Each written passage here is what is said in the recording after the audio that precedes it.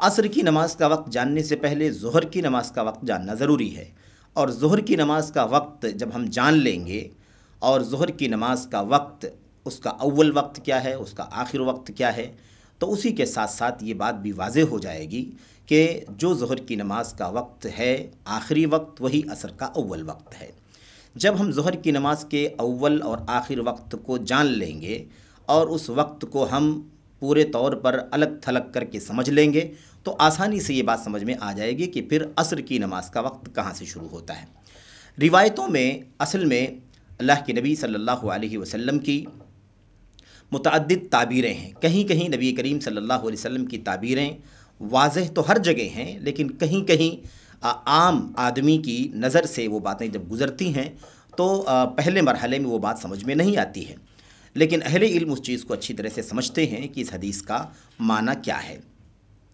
آئیے ذرا دیکھتے ہیں کہ اس اشکال کا جواب کیا ہے۔ میں جس بھائی نے یہ سوال پوچھا ہے یا استفسار کیا ہے، اس استفسار کا جواب یہ ہے کہ میرے بھائی، یہی جو آپ نے پوچھا ہے یہی بات صحیح ہے، اور یہی اس حدیث کا مقصد بھی ہے، اور یہی اس ویڈیو میں آپ کے سامنے بات بیان بھی کی گئی ہے۔ یہ اور بات ہے کہ باقاعدہ ایک طویل گفتگو عصر کی نماز کے حوالے سے نہیں کی گئی، اور اس سے متعلق بہت ساری احادیث اور اس سلسلے میں جو اہل علم کے محققین کے اقوال وغیرہ ہیں وہ ساری باتیں نہیں ذکر کی گئی، کیونکہ سرسری طور پر ایک سلسلہ چل رہا تھا اور کوئی بات اشکال کی اس میں نہیں ہے جو بہرحال کسی کو کسی کے لیے دشوار بن جائے۔ لیکن اب چونکہ ایک استفسار کیا گیا ہے اور ایک اشکال کسی بھائی کے ذہن میں آیا ہے یا بعض لوگوں کے ذہنوں میں آیا ہے، اس لیے اس کی وضاحت آپ کے سامنے کی جاتی ہے۔ دیکھیے، ہم جب حدیثوں کے اندر پڑھتے ہیں تو نبی کریم صلی اللہ علیہ وسلم کی حدیثوں میں ہمارے سامنے اس وقت جو ہے وہ سنن ابو داؤد کی روایت ہے، اس میں اللہ کے نبی علیہ الصلوۃ والسلام نے فرمایا کہ جبریل امین علیہ الصلوۃ والسلام نے مجھے ظہر کی نماز پڑھائی، حین زالت الشمس وکان قدر الشراق۔ آپ نے مجھے ظہر کی نماز پڑھائی اس وقت جب سورج زائل ہو گیا، اور وکانت قدر الشراق، اور اس وقت جو سورج تھا یعنی دھوپ کا جو سایہ تھا وہ سایہ ایک جوتے کے تسمے کے بقدر تھا۔ یہاں قدر الشراق ہے، دوسری روایتوں میں مثل الشراق بھی ہے، یعنی شراق کے مثل۔ اور اس کے بعد کہتے ہیں وصلی بی العصر حین کان ظلہ مثلہ، اور مجھے عصر کی نماز انہوں نے پڑھائی اس وقت اس کا سایہ اس کے برابر تھا،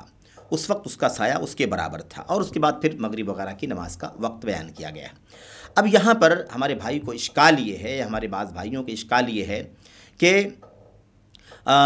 ظہر کی نماز کے وقت کے ساتھ یہ بات بیان کی گئی ہے کہ جب زوال شمس ہو گیا اس وقت ایک تسمے کے برابر یا ایک تسمے کے مثل سایہ تھا۔ اللہ کے نبی صلی اللہ علیہ وسلم کو جبریل امین نے نماز پڑھائی۔ اس کے بعد عصر کی نماز کب پڑھائی؟ جب چیز کا سایہ اس کے برابر ہو گیا، چیز کا سایہ اس کے برابر ہو گیا۔ اب یہ اشکال ہے کہ کیا عصر کی نماز کا وقت جس میں یہ کہا جا رہا ہے کہ چیز کا سایہ اس کے مثل ہو گیا، تو یہ چیز کے سایہ اس کا مثل ہو گیا، اس مثلیت کے اندر وہ جو ظہر کی نماز کے وقت سایہ تھا وہ سایہ یا زوال شمس کا جو سایہ ہے وہ سایہ شامل کر کے ایک مثل مانا جائے گا یا وہ سایہ چھوڑ کر کے ایک مثل مانا جائے گا؟ یہ ہے اشکال۔ اسی لیے ہمارے بھائی کہتے ہیں کہ اگر اس کو شامل کر کے مانا جائے تو سایہ ایک مثل نہیں ہوگا بلکہ زیادہ ہو جائے گا، کبھی 1.5 ہو جائے گا بلکہ 1.25 ہو جائے گا، اور میں کہتا ہوں کہ یہی نہیں بلکہ کہیں کہیں 2 ہو جائے گا، بلکہ 2.25 بھی ہو سکتا ہے، ایسا بھی ہو سکتا ہے، اس میں کوئی شک کی بات نہیں ہے۔ لیکن میرے بھائیوں، یہاں پر آپ اگر تھوڑی سی توجہ دیں تو بہت آسانی سے بات سمجھ میں آ سکتی ہے کہ جب ظہر کی نماز کا وقت بدلا دیا گیا کہ وہ زوال شمس کے وقت ہوتا ہے، تو زوال شمس کے وقت جو سایہ ہے وہ سایہ تو ظہر کی نماز کے وقت کا سایہ ہے۔ اب ظاہر سی بات ہے کہ یہ سایہ ظہر کی نماز کے وقت کا سایہ ہے، ظہر کی نماز کے وقت کی تعین اس سایہ کے ذریعے سے کی گئی ہے۔ اب یہ تو وقت ظہر کا ہے اور وقت ختم ہو گیا، ظہر کے ساتھ وہ جڑا ہوا ہے۔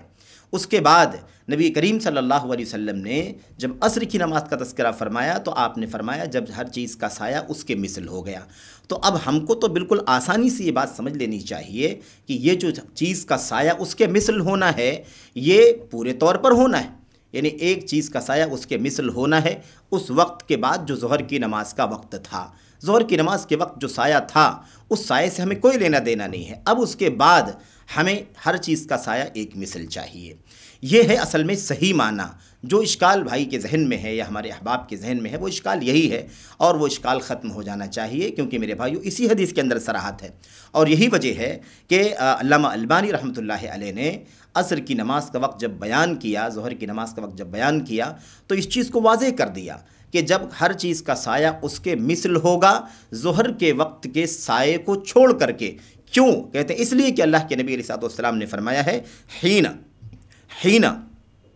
عصر کی نماز کب پڑھائی؟ حین کان ظلہ مثلہ،